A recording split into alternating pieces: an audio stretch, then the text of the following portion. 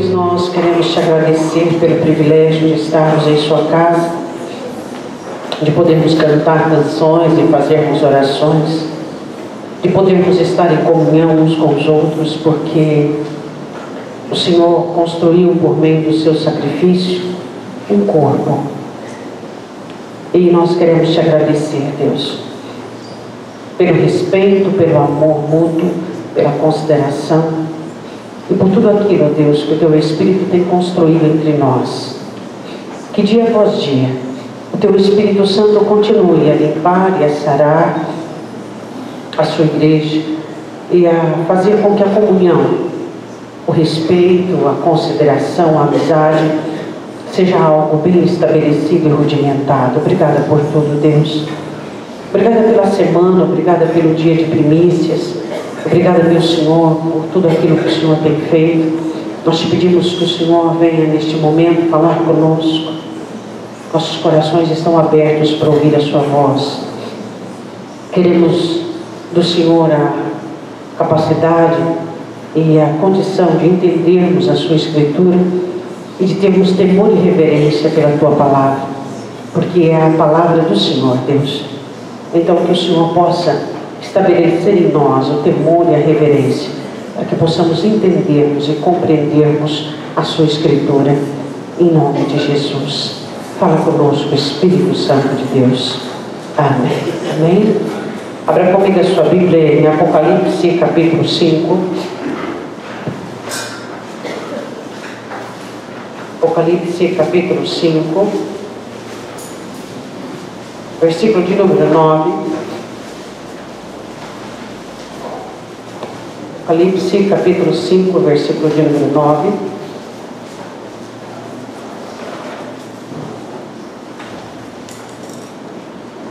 O objetivo de Satanás é desviar-nos e nos fazer perder tempo com coisinhas pequenas, coisas ínfimas e bem pequenas, e tirar os nossos olhos das coisas grandes e firmes, das quais ainda não sabemos. E o objetivo do Espírito Santo de Deus é nos preparar dia após dia e nos arregimentar para que nós possamos não só buscarmos as coisas grandes e firmes, mas nos ocuparmos com as coisas que são de Deus. Esse é o objetivo do Espírito Santo. Apocalipse capítulo 5, versículo de número 9. E cantavam um novo cântico, dizendo: digno és de tomar o livro e de abrir os seus selos, porque fostes morto e com teu sangue nos comprastes para Deus, de toda tribo, língua, povo e nação. Podem se assentar.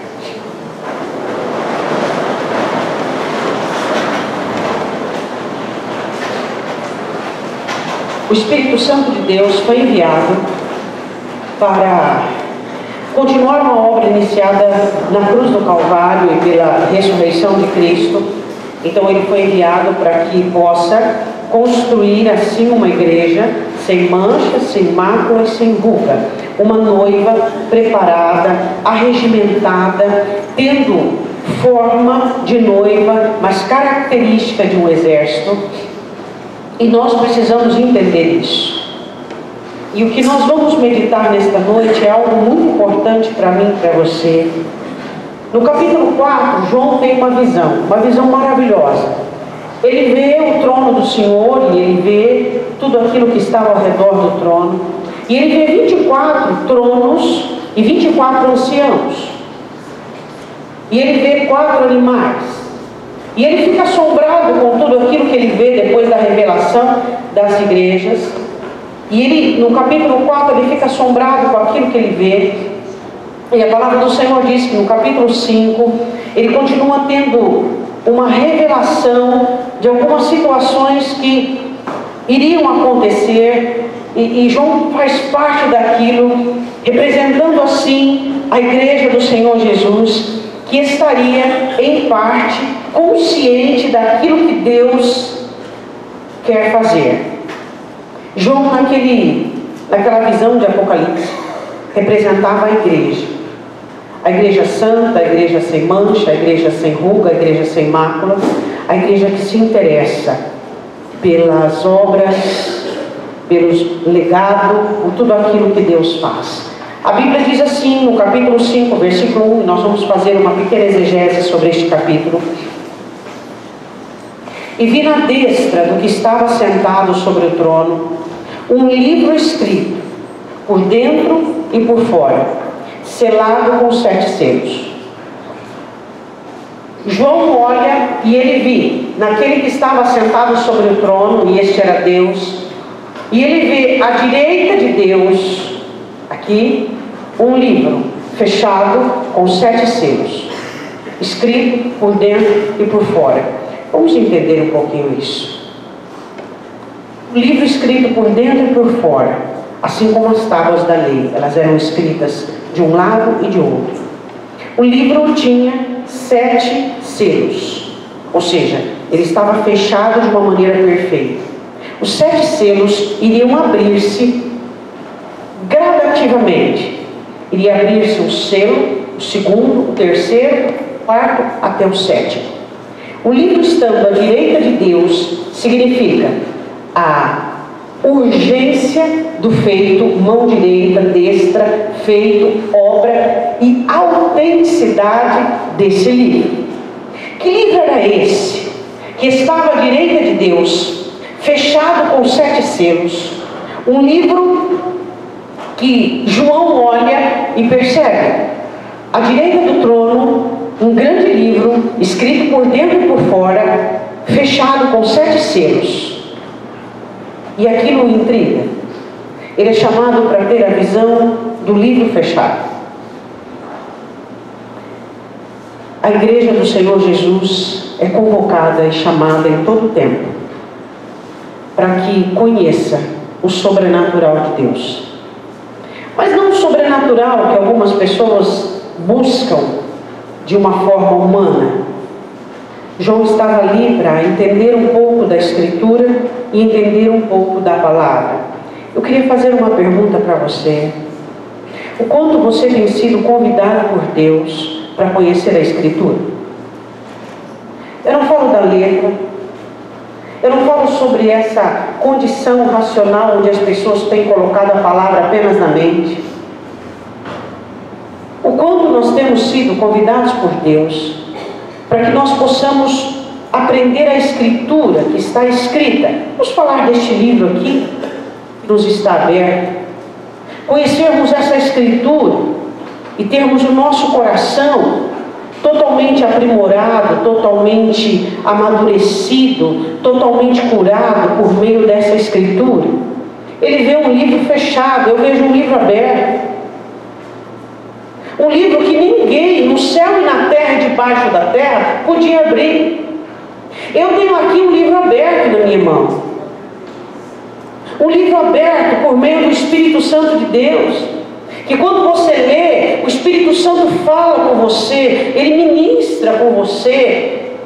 E aí você não fica procurando aleatoriamente textos que se encaixam convenientemente com a sua disposição, mas você simplesmente abre o coração de uma maneira totalmente sem preconceitos para a palavra, dizendo: Deus, fala comigo. Esse livro está aberto, e ele foi aberto e escrito para que o povo de Deus soubesse o que Deus quer, o que Deus gosta, para que o povo soubesse todas as diretrizes que Deus tem para o seu povo e depois para a sua igreja. Esse livro é aberto.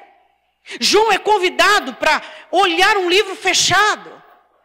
E eu fico observando quem de nós temos sido convidados por Deus de verdade para estarmos diante do altar do Senhor e descobrirmos as riquezas desta palavra. Eu não estou falando de uma teologia racional. Eu não estou falando de crentes que sistematicamente têm os versículos decorados. Eu falo do cristianismo urgente e emergencial para os dias de hoje, onde a palavra, ela pega fogo dentro de você, ela está afogueada dentro do seu coração, onde as suas lágrimas correm por paixão e por amor à palavra. Quando você ouve a palavra, você não pensa no vizinho, você não pensa no irmão, você não pensa no pai e na mãe que deveria estar ou não aqui, você pensa em você.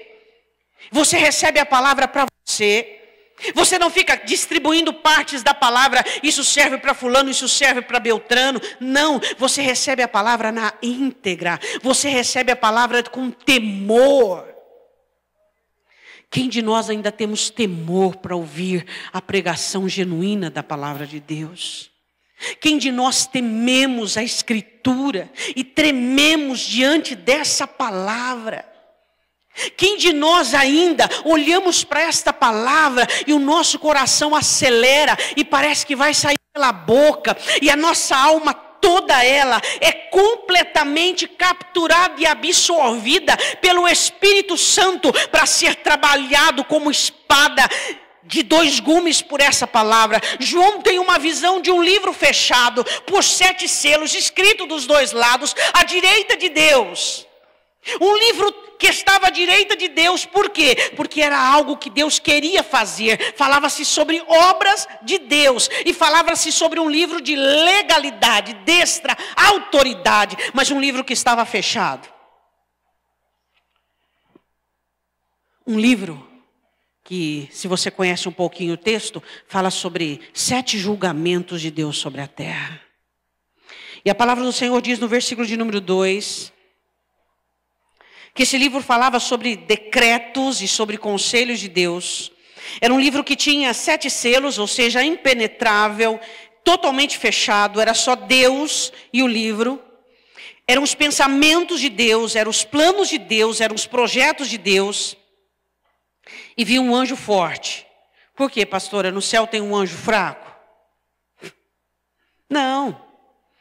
João tenta expressar a veracidade do anjo, o vigor do anjo, o brado do anjo, a voz do anjo. E ele diz, esse é um anjo forte. Não porque os outros anjos eram fracos, mas João caracteriza o anjo dizendo, um anjo forte. No versículo 2 ele diz assim, e vi um anjo forte, bradando. Ele fala sobre o brado, da emergência do anjo, com grande voz. Quem é digno de abrir o livro e de desatar os 7 selos? Eu quero que você diga para o seu irmão, qual foi a característica que o anjo pede para se abrir o livro? A característica da pessoa. Será que o anjo pergunta e diz assim, quem é inteligente no céu ou na terra para abrir o livro? Foi isso? Ele disse assim, quem é sábio no céu e na terra para abrir o livro? Foi isso? Ele disse, quem é forte no céu ou na terra para abrir o livro? É isso? O que ele diz? O que é ser digno? Merecedor. Vai lá no Aurélio, na sua casa. Merecedor. Merecedor. Capaz. O anjo levanta uma pergunta no céu. Quem é digno de abrir o livro? Quem é? Eu quero dizer uma coisa para você. Existem algumas pessoas que têm a persona do Senhor Jesus deformada dentro de si. Jesus se tornou para algumas pessoas o abençoador. Aqueles que levam os fardos deles. Jesus se tornara para algumas pessoas um Deus frágil, fraco. Um Deus aquiescente. Um Deus sem muita significância. Eu quero dizer uma coisa para você. Ele e a dignidade dele é única. Por mais que grande parte da igreja de hoje tem esquecido da dignidade do Senhor Jesus, esquecido da honra do Senhor Jesus, esquecido do sacrifício dele, esquecido do amor dele, esquecido da justiça dele. O céu tem isso como o maior troféu que eles possuem. Enquanto na terra, os seres humanos abençoados e afortunados por toda a redenção da cruz, enquanto na terra, os seres humanos que têm à sua disposição toda a bênção e todas as regalias, no céu, Ele é único. Ele é, e tudo o que Ele fez, e tudo o que Ele faz, é de uma honraria, é de uma glória, é de um louvor, é de uma beleza inefável. O céu não se cansa de olhar para Ele, o céu não se cansa de tê-lo perto. O céu, durante os 33 anos e meio que Ele esteve aqui, tiveram saudades dEle. O céu anelava pela volta dEle.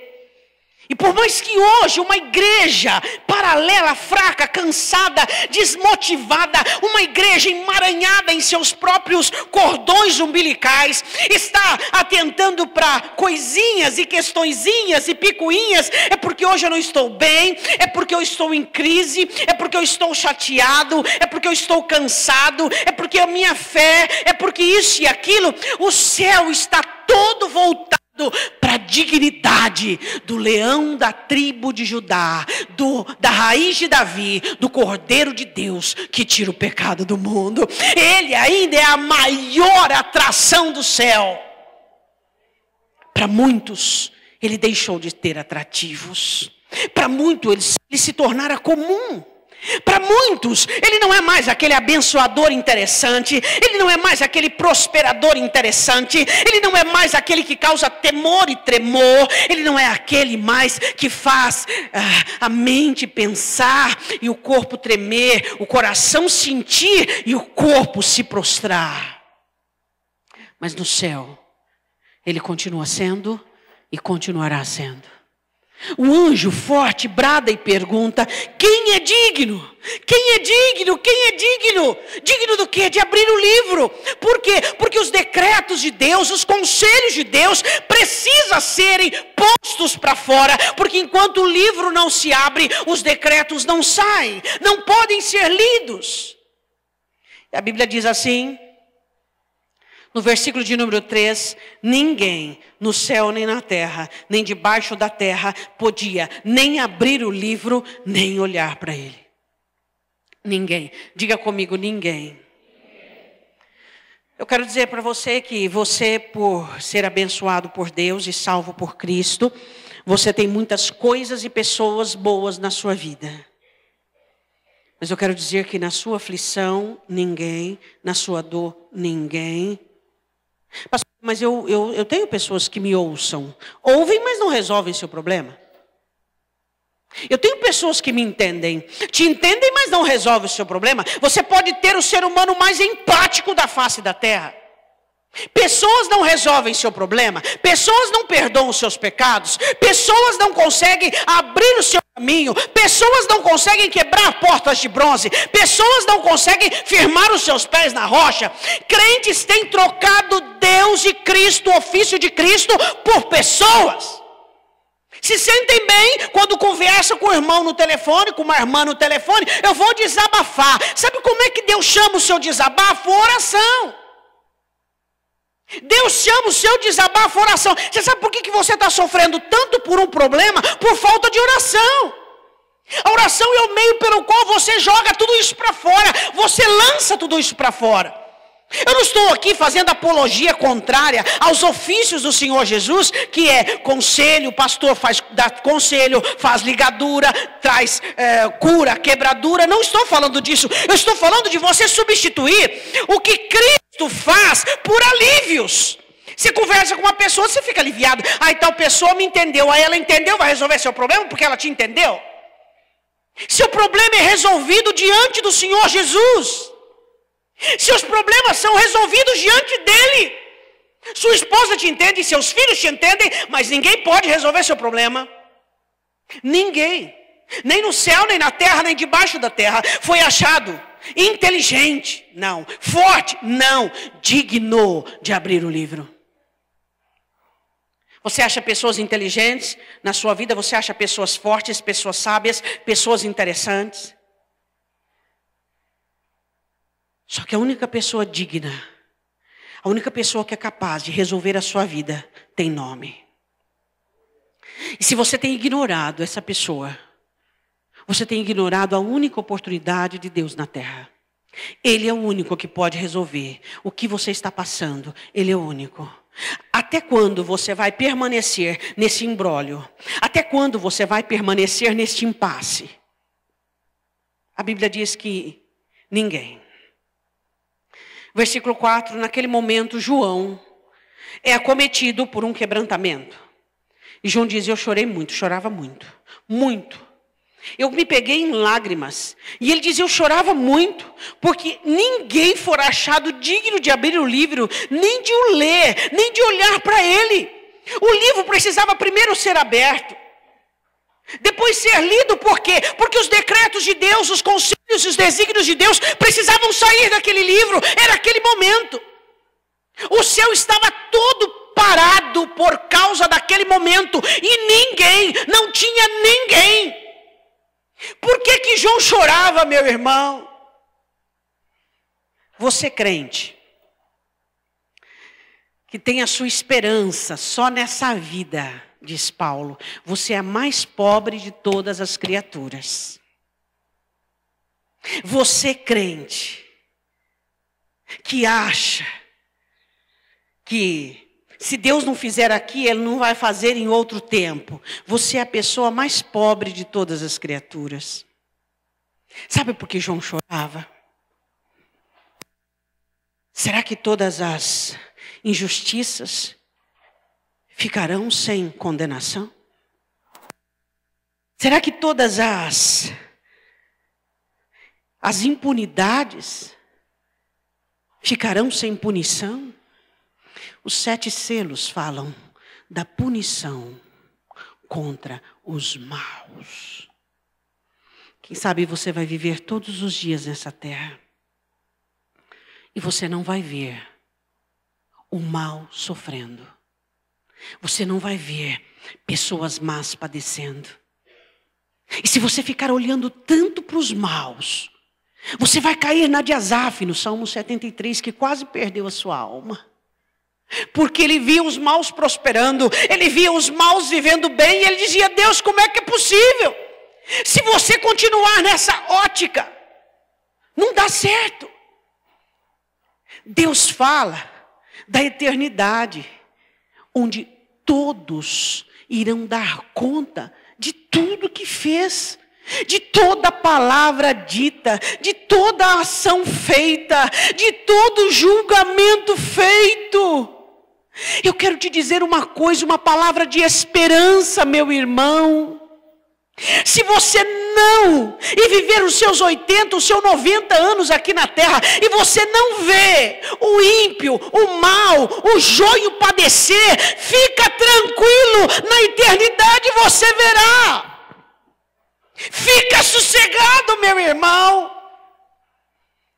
É inadmissível os crentes acharem que apenas nesta vida, temos aqui sim algumas regras de correção, algumas regras de conserto, mas são regras, a maioria delas usada para pessoas que ainda têm oportunidade. Por exemplo, a lei consequencial. Você acha que Deus permite que apenas pessoas, todas as pessoas más passam por lei consequencial? Não, lei consequencial é para crente, lei consequencial é para as pessoas que têm uma comunhão com Deus, onde irão passar pela consequência e se arrepender como o filho pródigo. Existem ímpios que nunca irão derramar lágrimas nesta terra pelos seus feitos. E aí você olha e fica pecando, dizendo, mas não é justo, mas não é correto, essa pessoa nunca vai receber o castigo dela. Você está desconsiderando a eternidade, é isso? Você está desconsiderando? Você está dizendo que Deus não é justo? Você está jogando fora todas as palavras de Jesus do Novo Testamento? É isso que nós temos feito. Ao olharmos e não compreendermos e ficarmos esperando que os castigos e que as exortações e que todo o plantio aconteça agora, João chorava, dizendo, Senhor, mas e as injustiças que se fizeram na terra? Senhor, mas e as impunidades? Senhor, e os maus? E João chorava, porque os 7 selos falam do castigo e da repreensão de Deus sobre esta terra. E João chorava muito. Eu quero dizer, você que chora por injustiça, você que chora, continue chorando. Chore, mas não aceite que seu coração fique petrificado. Chore, mas não permita que o seu coração fique amargurado. Chore, mas não permita que o seu coração fique rancoroso, porque o seu coração é templo do Espírito Santo, é dele. E João chorava dizendo: quem no céu ou na terra abrirá o livro? E a Bíblia diz no capítulo 4 que haviam 24 anciãos. Quero que você volte um pouquinho comigo. Capítulo 4, versículo de número 4. Ao redor do trono de Deus havia 24 tronos, e via sentados sobre os tronos 24 anciãos, vestidos de vestes brancas, e tinham sobre as suas cabeças coroa de ouro. Diga aqui para o seu irmão: olha aí a igreja. A igreja representada por 24 velhinhos, é isso? Quais eram as características da igreja? Homens assentados em 24 tronos. Primeiro, ancião, significa uma igreja madura. Segundo, vestes brancas, santidade. Terceiro, coroa sobre a cabeça, honra e autoridade. Uma igreja simbolizada, a igreja simbolizada lá, diante do trono de Deus. De repente levanta um ancião. Calma, João, não chores mais. Não chores mais, João. Não chores mais. As injustiças, os plantios, todos eles receberão um decreto de Deus. A Bíblia diz assim no versículo de número 5: e disse-me um dos anciãos: não chores, eis aqui o leão da tribo de Judá, a raiz de Davi, que venceu para abrir o livro e desatar os seus 7 selos. Você pode dizer glória a Deus? Um ancião se levanta, o anjo faz a pergunta, o ancião dá a resposta. A igreja tem a resposta. E ele diz: eis aqui. Quais são as características que o ancião fala sobre quem estava ali? Quem podia abrir o livro, você pode dizer? Você pode, olha aí na sua Bíblia. Primeiro, qual que é? Está aqui o leão da tribo de Judá. Em Gênesis capítulo 49, quando Jacó vai dar a bênção para Judá, dizendo assim: você é como um leãozinho, como um leão velho que está diante da presa. O legislador, o cetro nunca se apartará da sua mão. Quando se fala em leão da tribo de Judá, fala-se sobre o reino de Cristo, o governo de Cristo, a legitimidade do governo de Cristo. Qual foi a outra característica? Qual? A raiz de Davi. Quando o apóstolo Paulo diz em Romanos capítulo 12, versículo de número 15, ele diz assim, falando sobre os gentios: aquele que tem amado os gentios, a raiz de Davi, aquele que se fez homem para salvar os gentios, a raiz de Davi, aquele que abraçou o mundo, aquele que fez com que as suas mãos abertas pudessem abraçar pessoas, seres humanos, pessoas vis, imundas, pessoas entornadas os seus pecados. Aqui está. Aí ele continua dizendo assim, que venceu. O que Jesus venceu na cruz? Você pode dizer para o seu irmão? Jesus venceu o domínio do pecado. Jesus venceu o domínio do pecado. Por isso que quando você diz assim: Senhor, eu não consigo, não é válido. Ele venceu o domínio do pecado em você e em mim. Jesus venceu o domínio do pecado. Satanás tinha em si o domínio do pecado. Ele controlava o ser humano por meio do pecado. Jesus venceu. Não há mais governo pecaminoso. Não há mais governo. Satanás não pode mais nos governar pelos pecados e concupiscências, porque a ação redentora da cruz, ele venceu o governo do pecado sobre a sua igreja. Ele venceu. Então hoje não é necessário mais ou você olhar e ver crentes falidos, crentes entediados, crentes vencidos por suas concupiscências e por seus pecados. Jesus venceu o governo e o domínio do pecado. Hoje nós somos salvos e somos preparados para uma vida de santidade, a caminho, diz o escritor aos Hebreus, da perfeição. Ele venceu. Jesus venceu. Ele venceu. E Ele te fez vencedor. Então esse pecado que você não consegue vencer, e você diz, pastora, por que eu não consigo vencer? Por causa das concupiscências. Tiago diz assim, que Satanás só nos tenta por meio das concupiscências que existem dentro de nós. Enquanto você não eliminar os seus desejos carnais, você continuará caindo em pecado. E para os crentes que não acreditam que Jesus venceu o domínio do pecado, arranque as epístolas de João lá do final da sua Bíblia. Muito melhor, porque vai que você corre o risco de lê-las. A Bíblia diz assim, que venceu para abrir o livro e desatar os seus 7 selos. Versículo de número 6, eu olhei, e eis que estava no meio do trono, dos 4 animais que ele reporta no capítulo 4, e entre os anciãos um cordeiro. Quando a palavra fala sobre o Senhor Jesus como cordeiro, foi aquele que aplacou a ira de Deus, aquele que saciou a ira de Deus, aquele que justificou os homens. Isaías capítulo 53. Como um cordeiro mudo diante dos seus tosqueadores, ele não abriu a sua boca. E ele vê um como um cordeiro. Agora, leia aí, o que está escrito depois dessa palavra cordeiro? Leia aí na sua Bíblia. O que significa essa frase, como sendo morto? O que significa essa frase, você sabe? No versículo 6.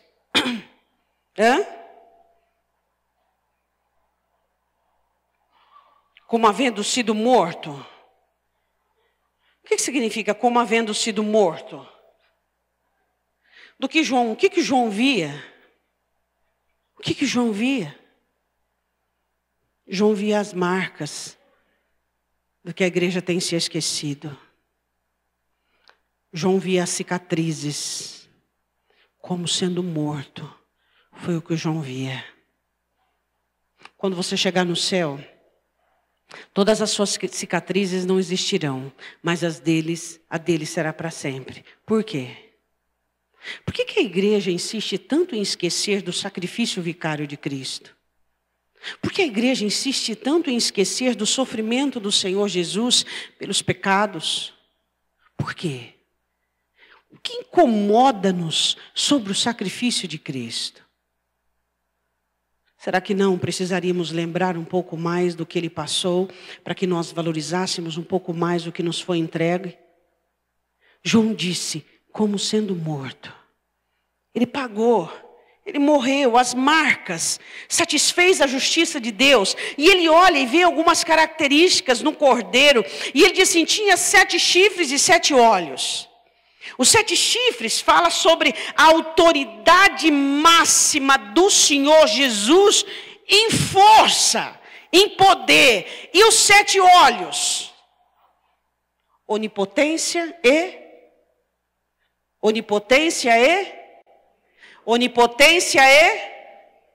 onisciência. 7 olhos e 7 chifres, autoridade total e absoluta, e visão, sem nada a esconder. Jesus vê mais de você do que você, por isso era importante você ouvi-lo. O que você vê pode ser equívoco, pode ser engano, você pode estar sendo ludibriado, mas o que ele vê é real.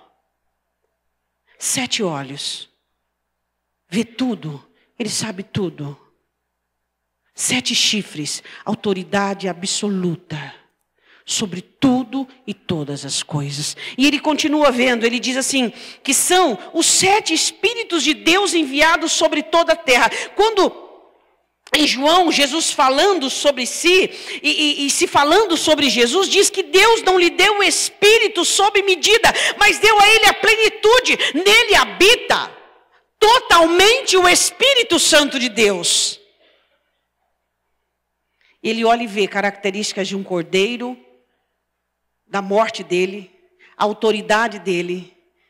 Ele vê os olhos dele que vê tudo, e ele vê A porção total e absoluta do Espírito Santo.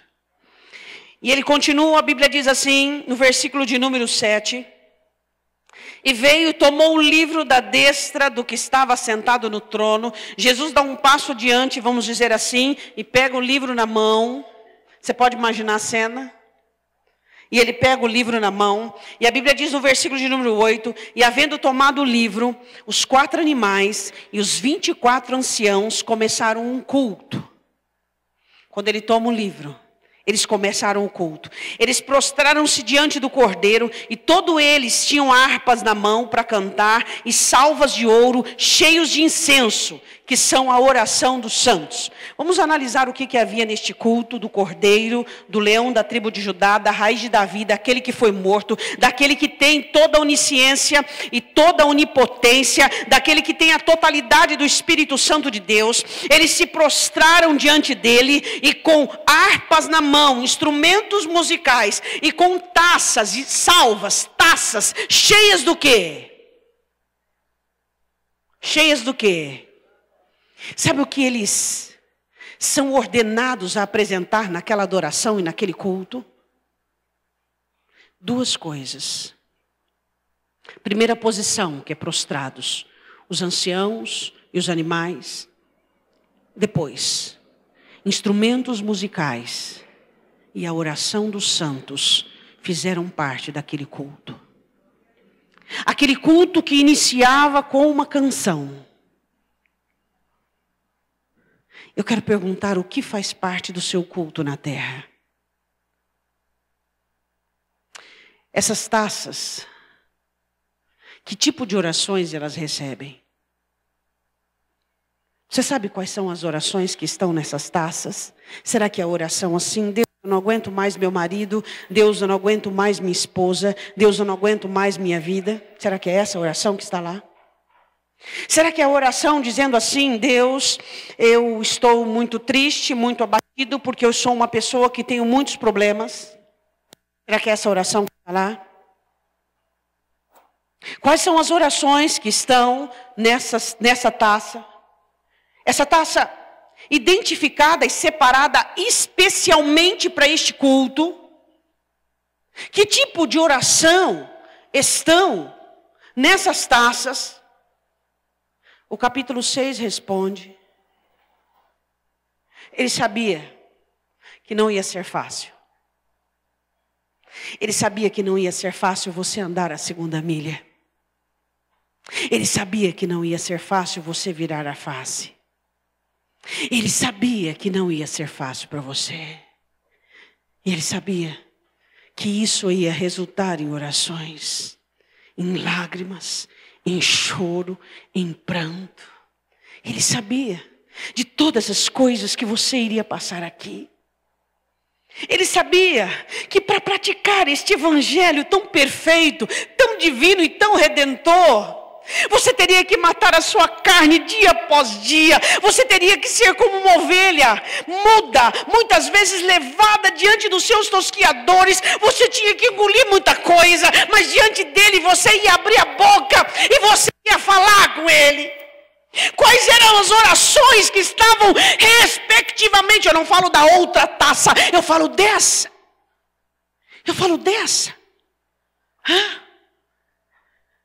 Quais são as orações que estavam nessa salva? Será que eram as orações dos doloridos? Será que eram as orações dos embaraçados, dos enfermos? Não. Eram as orações dos valentes, daqueles que matavam o próprio eu e a própria carne, daqueles que engoliam seco para não dar o gosto para Satanás, ouvi-los blasfemando, ouvi-los pecando. Naquela taça estava o clamor e o choro dos mártires desta terra, que por causa deles famílias não têm sido destruídas, vidas têm sido preservadas. Estes que se humilham diariamente dizendo, Deus me dê graça e me dê forças. Eu preciso, Deus, não ter um comportamento aprovado. Eu preciso ter uma vida de frutificação, porque eu quero odiar, mas o Senhor me manda amar. Então limpa o meu coração. Deus, a tristeza quer dominar meu coração, mas a sua palavra diz que o segundo fruto é gozo. Deus, minha alma está em guerra, mas eu preciso ter paz. Senhor, faça com que haja paz na minha mente, na minha alma. Deus, eu não tenho mais paciência, mas a sua palavra diz que eu tenho que ser longânimo. Deus, eu não aguento mais, mas eu tenho que continuar sendo bom. Deus, eu não suporto mais, mas eu tenho que continuar tendo fé. E você, por meio da morte do eu, e você por meio da negação da sua carne, você vai dando lugar ao Espírito Santo, para que ele vá ministrando e manifestando o fruto dele: amor, gozo, paz, longanimidade, benignidade, fé, mansidão e temperança. Nessa taça, nessa salva, estão as orações de todo crente que mata a carne, que mata o eu, para que a vontade de Deus seja feita. O capítulo 6 diz bem assim, que havia aberto o quinto selo, debaixo do altar a alma dos que foram mortos por amor da palavra de Deus e por amor do testemunho que deram. Clamavam em outra voz: até quando, ó verdadeiro santo dominador, não julgas e vingas o nosso sangue dos que habitam na terra? Sabe quais são as orações recolhidas para essa taça? Aquelas que você ora e você diz: Deus, tu sabes, Senhor.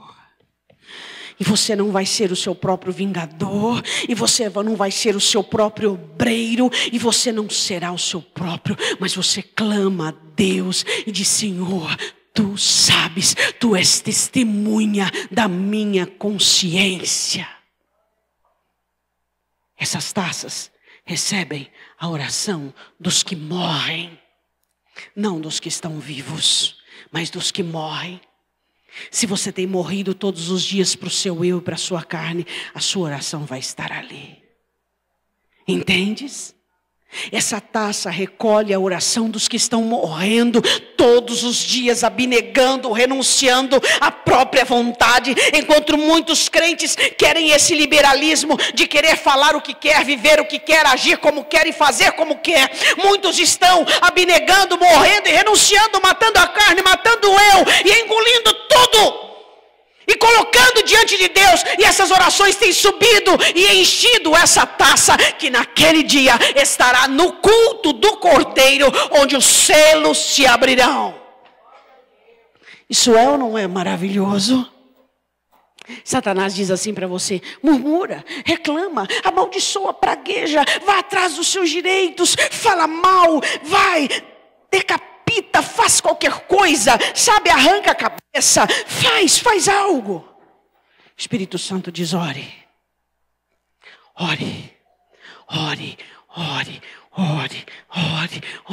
e você entra no seu quarto, ou vem na igreja, ou dobra o seu joelho no chão, e você diz: Deus, essa taça é a taça das orações dos que morrem. E a Bíblia diz assim, versículo de número 9, e cantavam um novo cântico. O culto começa com essa prostração e apresentação de dois instrumentos, que é a harpa e o louvor. Você sabe que as pessoas que mais deveriam orar na igreja, todas as pessoas devem orar, mas quais são as pessoas que mais deveriam orar na igreja? No céu o louvor não se separa da oração. Eles apresentavam harpas, que é louvor, e a taça. As pessoas que mais deveriam orar na igreja é o pessoal do louvor. Os maiores intercessores, as pessoas mais quebrantadas, mais espirituais, mais amadurecidas espiritualmente, deveriam ser o pessoal do louvor. E a Bíblia diz que eles começaram a cantar uma canção, um novo cântico, dizendo no versículo 9: digno és de tomar o livro e de abrir os seus selos, porque foste morto, e com teu sangue compraste para Deus homens de toda tribo, língua, povo e nação. Fizestes uma igreja uma miscigenação de povos, mas todos eles falam uma mesma língua e têm o mesmo Senhor. Tu comprastes para Deus por meio do teu sangue. Como que você pode achar que tem alguma coisa se você é propriedade, você não é proprietário? Nós não somos donos de nada e não temos nada, nem a nossa própria alma. Somos propriedades do Senhor Jesus. Ele morreu e a canção que estava nos 4 animais e nos anciãos era: digno, digno tu que fostes morto. Eles então elevaram na primeira parte do coro da canção a morte de Cristo. Enquanto a igreja quer abafar a morte de Cristo, enquanto a igreja quer esquecer a morte de Cristo, enquanto a igreja não se fala na morte de Cristo, o céu enaltece e glorifica a morte de Cristo. O céu não se esquece nem por um momento a morte do Salvador. Fostes morto e comprastes para Deus pessoas de toda tribo, língua, povo e nação. E além de comprá-los, eu vim como estou. Jesus me aceitou como estou. E é por isso que eu não posso permanecer como estou. Diga amém. Tem gente que desde que se converteu, mudou, foi pouquíssimas coisas. Não, sua trajetória é mudança todos os dias. E a Bíblia diz assim, no versículo de número 10: e para o nosso Deus nos fizestes reis e sacerdotes, e reinaremos sobre a terra. Diga: 2 tipos de governo: governo humano e governo espiritual.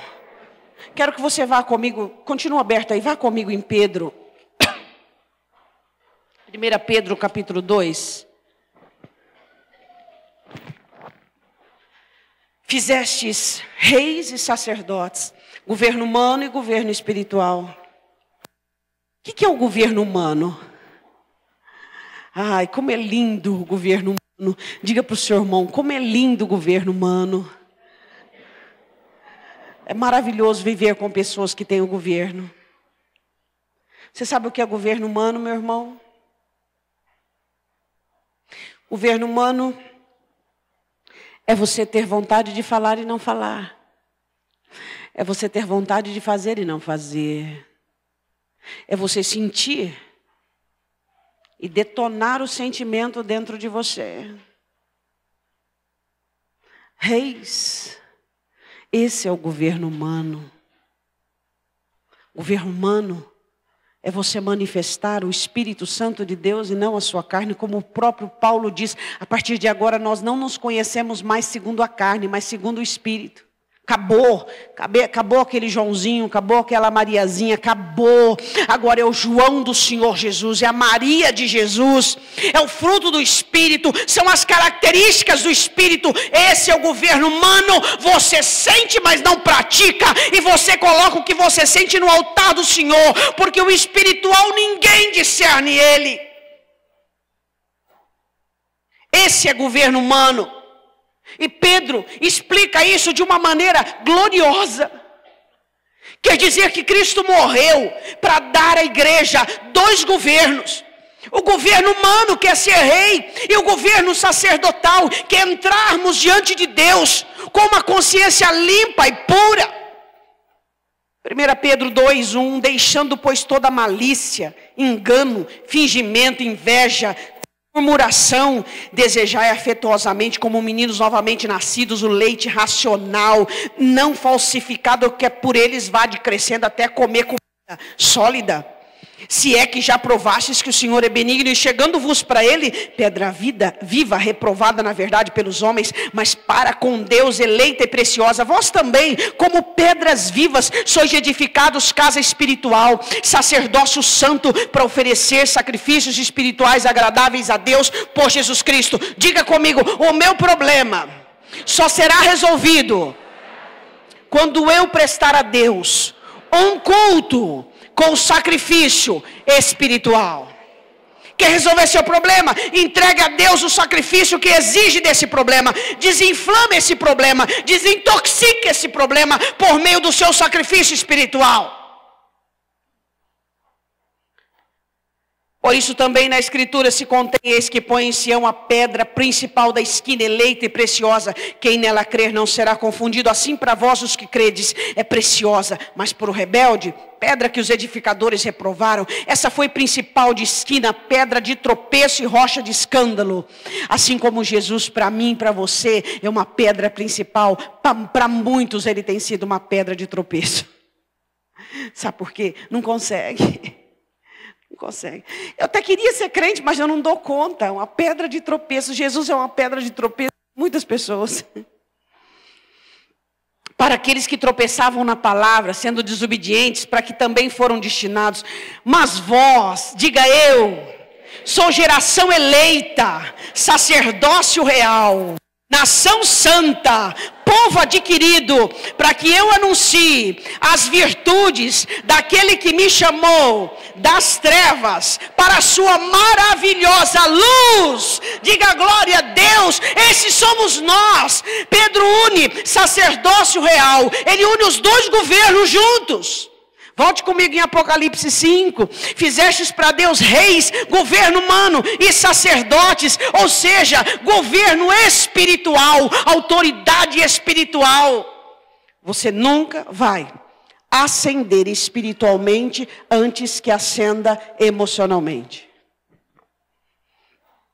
Continuando, a Bíblia diz assim, versículo 11: e olhei. De repente o coro se alastra e a música começa a ser alastrada.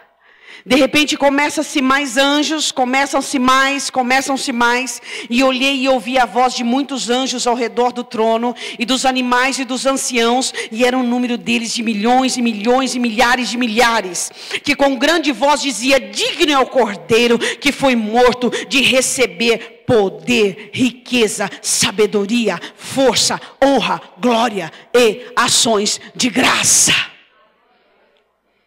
O segundo coro, já com milhões e milhares de milhares, começaram a falar daquilo que Jesus tinha direito, daquilo que a dignidade dele, a não ser só digno de abrir o livro, mas que ele tinha que receber. Eu poderia falar de todas essas coisas aqui, o que é o poder, o que é riqueza, não dá. Mas que bom que essas coisas, elas vão ser colocadas aos pés de Jesus. As coisas que estiveram sobre a igreja serão colocadas aos pés de Jesus. O poder que houve sobre a igreja será colocado aos pés de Jesus. Toda a riqueza da igreja será colocada aos pés de Jesus. Eu não falo de riqueza monetária. Toda a sabedoria que houve na igreja, toda a força que houve na igreja, toda a honra que houve na igreja, toda a glória e toda a ação de graças. Isso aqui não é algo isolado. Isso aqui não são coisas que o céu vai criar. Isso aqui é aquilo que vai subir da terra para o céu. Pastora, mas essa igreja de agora vai oferecer, então Jesus vai diante dele desse culto, não vai ter muita coisa não para apresentar. Não se esqueça que você faz parte da igreja deste século. Não se esqueça que Apocalipse 7, eu e você fazemos parte da pior igreja que existiu. Houve muitas e muitas igrejas antes de nós. E nessa igreja atual ainda existem pessoas que conhecem o poder do Messias, que conhecem as riquezas do Messias, a sabedoria do Messias, a força do Messias, a honra do Messias, a glória do Messias, e estão diante dele com ações de graça. Essas coisas aqui não vai vir do nada, essas coisas devem subir para ser apresentadas neste culto. E elas são produzidas dentro da igreja. Não dá tempo de eu falar sobre todas elas. Vamos continuar, 13. E eu vi toda criatura, agora o culto se alastra mais ainda. Toda criatura que estava no céu e na terra e debaixo da terra, que estão no mar. Todas as coisas que nela há, dizendo: ao que está sentado sobre o trono e ao Cordeiro sejam dadas ações de graça, honra, glória, poder para todos sempre. Oh, irmão, que coisa gloriosa. Digno, digno, digno. E ele termina assim: os 4 animais diziam amém. Os 4 animais que iniciaram o culto agora ficam como espectadores e olhavam os milhares e milhares de anjos e olharam toda a criatura no céu e debaixo da terra cantando, e eles diziam amém, amém, amém. Aquele que é digno. prostraram e adoraram ao que vive para todo sempre. Você pode dizer glória a Deus? Digno. A dignidade do Cordeiro. Pastora, como a senhora termina a mensagem de hoje? Eu termino a mensagem de hoje com uma esperança. Que você tire os olhos de todas essas picuinhas e coisinhas que Satanás tem prendido você. E você olha para a grandeza deste reino, que é o reino de Deus.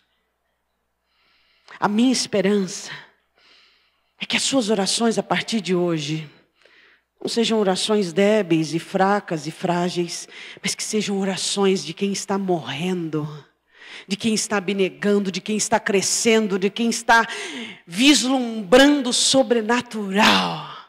A minha esperança é que você não mais fique indignado ou abduzido ou fermentado por aqueles que prosperam no seu caminho, por aqueles que não são castigados, por aqueles que estão, às vezes, até mesmo dentro da igreja, fazendo, aprontando.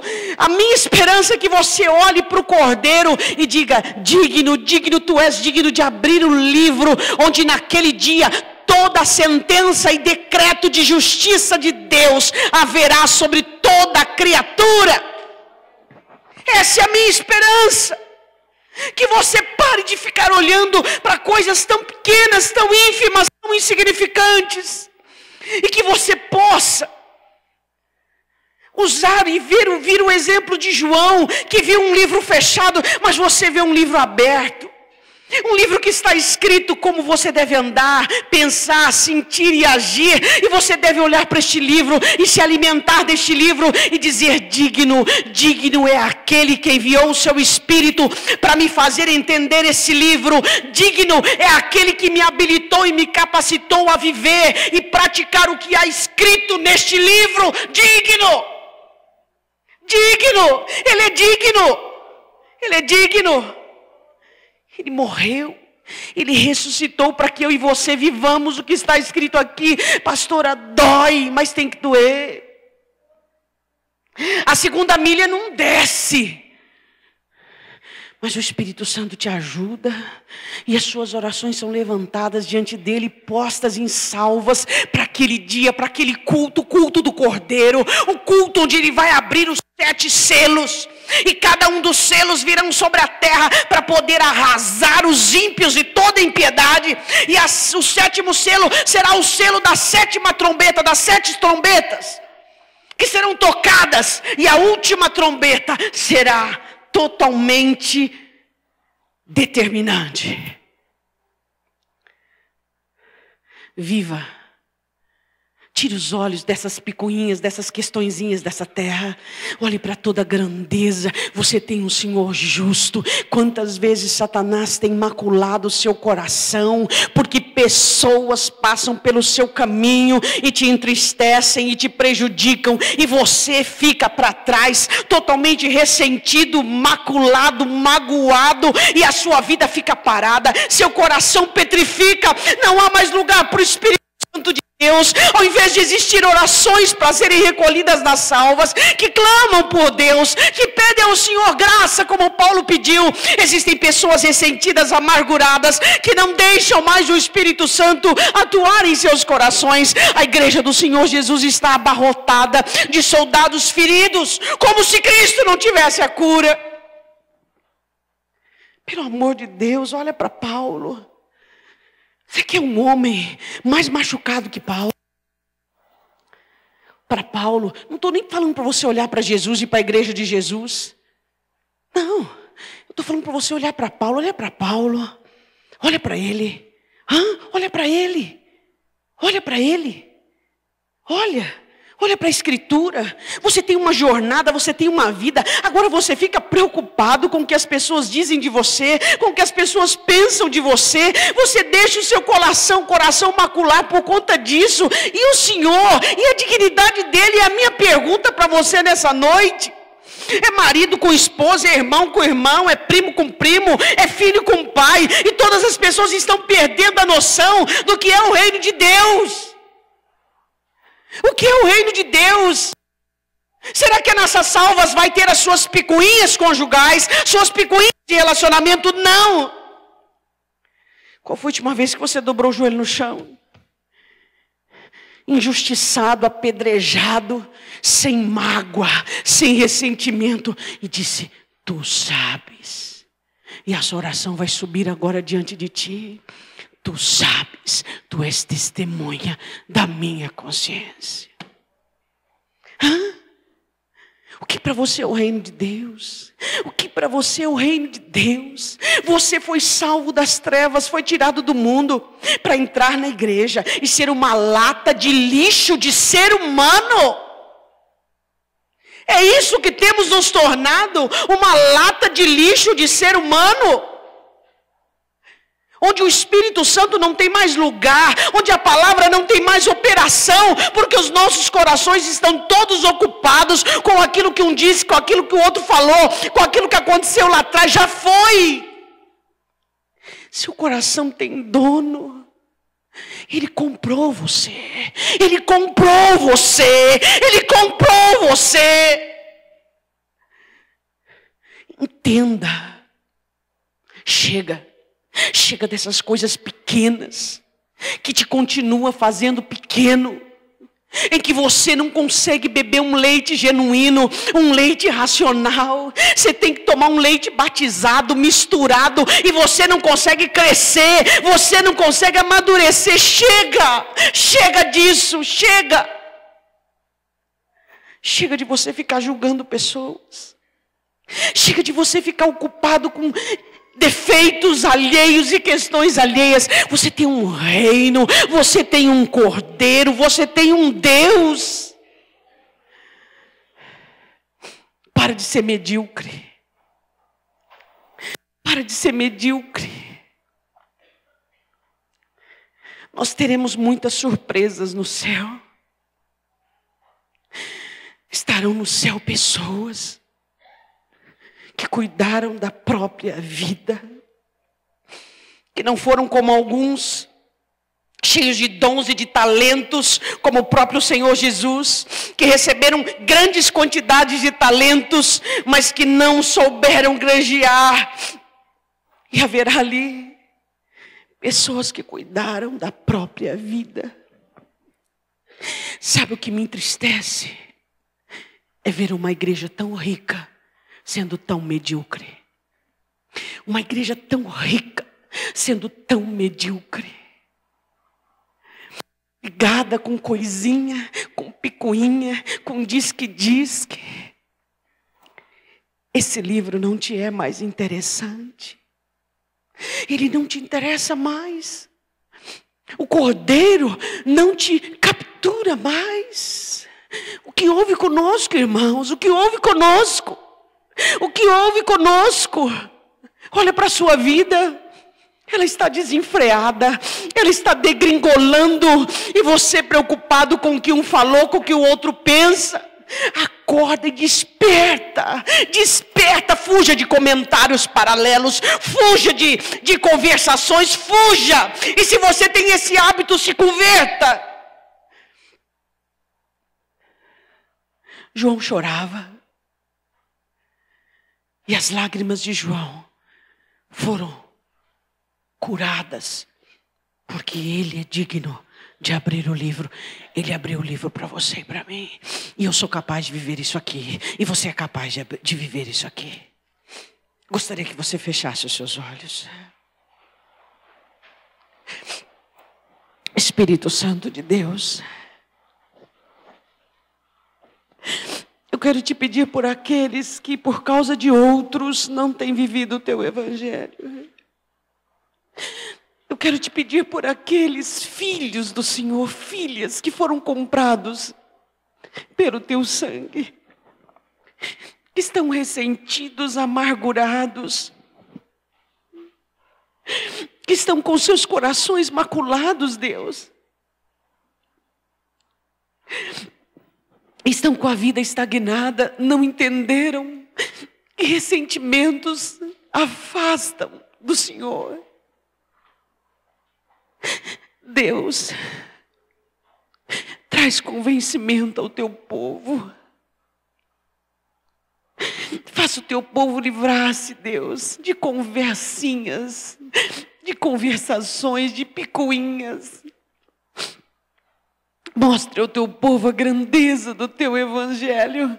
Satanás tem maximizado os problemas do teu povo, fazendo o teu povo ficar atraído pelos problemas, embriagados pelas dores. Deus, nós não, Senhor, nós não. Nesta noite, a nossa visão foi capturada para a nossa eternidade, para aquele que é digno, digno, digno, digno. Morrestes para viabilizar para cada um de nós essa vida soberana, absoluta, crescente.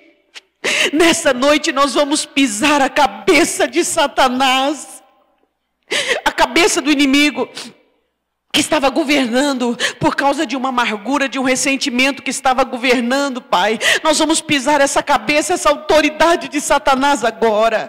Esse coração que estava maculado, que estava triste, que estava cheio de culpa, Pai. Em nome de Jesus, quando é que a cabeça de Satanás está de pé, quando um sentimento está de pé, governando o coração, então agora nós vamos destruir em nome de Jesus e pisar, porque nós declaramos que somente a sua palavra nos governa.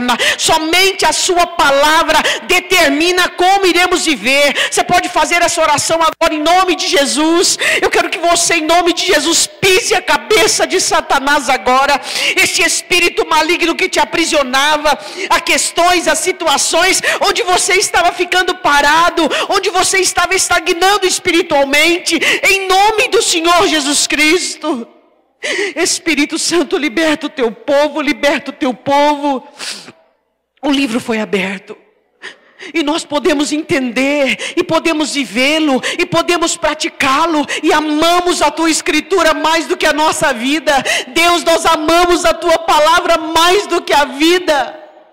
E nós entendemos que somos capazes de vivê-la. E nós entendemos nesta noite que as nossas orações que sobem e são guardadas para este culto são as orações que clamamos pela injustiça, pelas perseguições. Os nossos corações clamam porque não nos defendemos a nós mesmos, mas o Senhor é a nossa autodefesa. O Senhor é aquele que é aguerrida, que está em nós e por nós, Deus. Morremos a cada dia, morremos a cada dia. Oh, aleluia, aleluia. Eu quero dizer para você agora que tem o costume de julgar pessoas. O Senhor está dizendo para você nessa noite: com o mesmo juízo que você julga, você será julgado. E Ele está dizendo para você que quando se depara com pessoas que precisam da sua misericórdia, e você critica e você aponta, o Senhor diz assim para você: o seu juízo será sem misericórdia. Então eu quero pedir para você agora, em nome de Jesus, faça um pacto com Deus agora, de nunca mais julgar ninguém.